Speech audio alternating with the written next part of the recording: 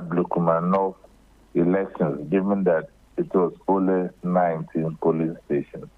They shouldn't have put in the responsibility on the region.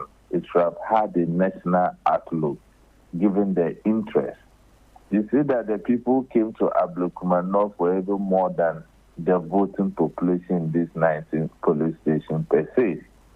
And another thing they did, which I agree with them, in crowd control management, as we have seen in the past, it was agreed that no one should bear a weapon, which to some extent strategic-wise is good. Right.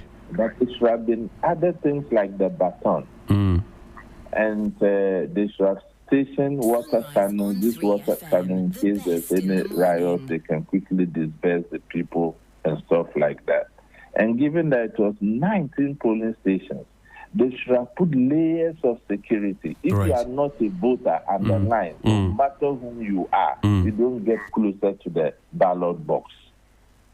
How Kumsun was able to access that inner perimeter when she was not a voter, neither was she party agent for the fact that she's a former minister of state. Right. You see, we glorify these positions too much. You see, to serve is a privilege, you understand?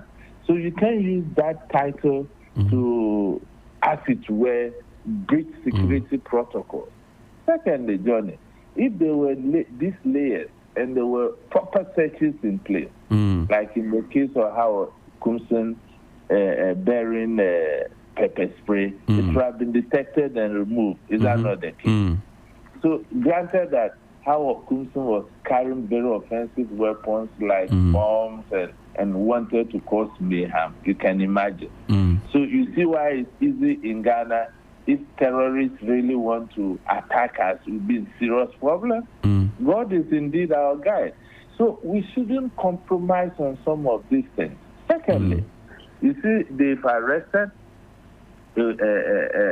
understand they are charging the divisional commander who slapped the journalist. That's Chief Superintendent Lumo. You know, I told you this arrest was cosmetic. Right. They use video evidence to interdict this senior police officer, correct? That's correct. There are equally video evidence of people who perpetrated this violence at Ablekuma North. Why are arrests not being effected as of now? What message are we communicating? Are we not emboldening impunity, Johnny? So the police as an institution must sit up and build trust between the two political parties, given that Akotia is just at the corner. Okay, let me quickly ask you this, and in 30 seconds, if you can give me an answer, I'll be very happy.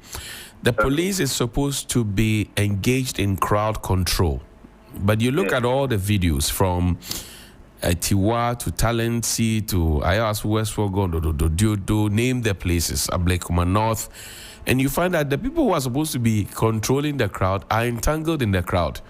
In most of the cases, you found in Ayas Westward, DSP Azugu was literally helpless. There was another ACP that I saw at Ablekuma North, was standing in there. It was just, turning round and round and trying to, literally beg the people and all of that. It clearly tells you that when it comes to crowd control, there's a little much to be desired. What do you say? It's a command issue, Johnny. There's total lack of orderliness within the Ghana police as an institution. You know it's a regimental institution. But because of political influence, command becomes an issue. You can see a commander even afraid of a corporal. That's the state and the professional level our Ghana police institution has come to. So it's purely a command issue. If the guys are allowed to do their work, Johnny, they will do it to perfection. So sometimes, like we saw in the case of Ablekuma North, they were overrun by politically charged people. That's right. Who are you to intervene? Then they will single you out. And you face the service inquiry like this divisional police commander is doing. Because obviously, it was the wrong target. I'm sure if this policeman had slapped a civilian and not a journalist, the case would have been different as we talk today. But because it's a journalist, and the Ghana Journalists Association have taken a serious stand on this because there have been many of such instances. Then we come to professionalism, Johnny. If a divisional commander could misconduct himself that way, he's commanding the troops. Is that not it? That's correct. What do you think about the truth itself? We'll leave it here.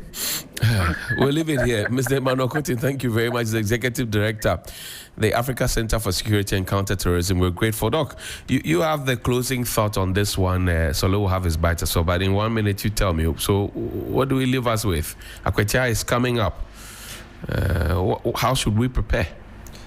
I think that whatever the case is, we should not go with the mentality that we are going to retaliate as a country and as a people. And you see, you can say that I'm bringing in my forces and we are going to take over the place, but who knows? You go there and you'll be overpowered. So I don't think the issue of, we have the people, we have the men and we mobilize them, because this thing of these guys that we mobilize them most of the time to go and fight for us when there's an election, it's becoming too many. And I think that we should have a system. Already there's a law that is banning the formation Act 999 of 2019, Vigilante and Related Offences Act.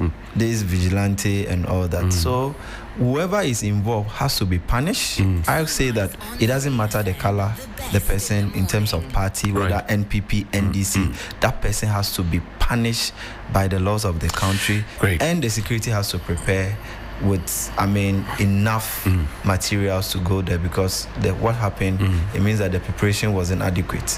Johnny, the intelligence-led security must be encouraged. Fortunately for us, in this time, and those that even want to go and commit crime, they are bold enough or they are meticulous enough to do a video of themselves and tell us that they are going to commit crime.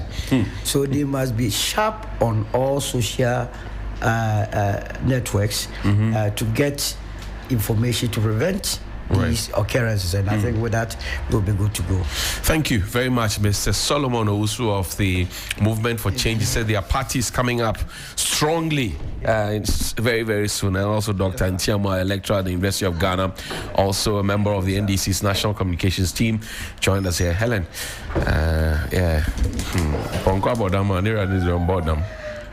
a very good morning. Impactful conversations as always. But of course, Akwetia is coming up. I know the minority, they were not too happy about what the majority leader had to say on the floor of Parliament yesterday about, declaring that seat vacant. They said it's too fresh. We're still crying. Give us a bit of time to get ourselves together. Okay. All sincerity as a Ghanaian, that I feel terribly sad today as a Ghanaian. We need to rescue this country. Wallah, inshallah.